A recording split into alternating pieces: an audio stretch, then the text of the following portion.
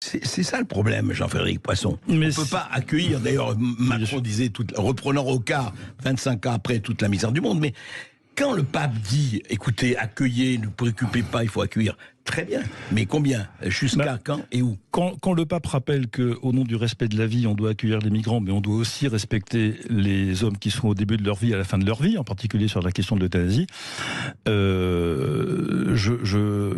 il a parfaitement raison. Lorsqu'il commence à indiquer, contrairement à ce que disent ses prédécesseurs, puisqu'il y a des textes très très pesants aussi de Jean-Paul II, de Paul VI, enfin toute la tradition des papes a beaucoup parlé de ces sujets, du développement, etc.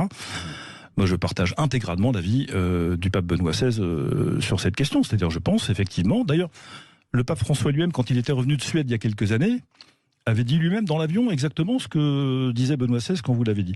La question n'est pas de savoir si on peut avoir le cœur sec en face de la misère humaine. Non, ça, c'est pas possible.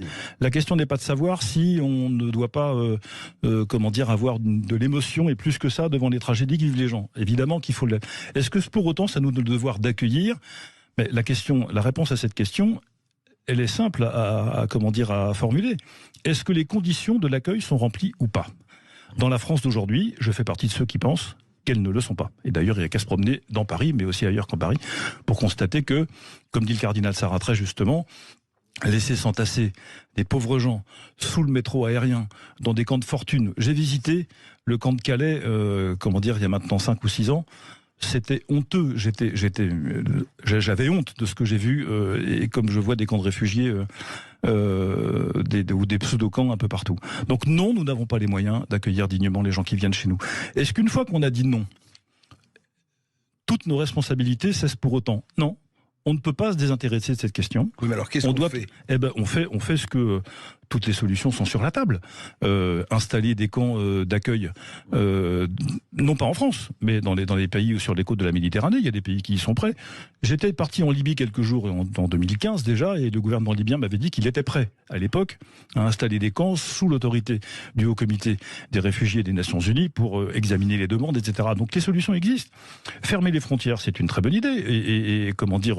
Ne sélectionner que de manière très précise des gens qui peuvent entrer sur notre territoire parce que on peut avoir des besoins satisfaits, très bien. On voit parfaitement qu'il n'y a pas de lutte réelle contre des filières de passeurs. On voit parfaitement qu'il n'y a pas de sécurité maritime qui soit organisée de quelque manière que ce soit. Donc tout ça, on connaît ces solutions.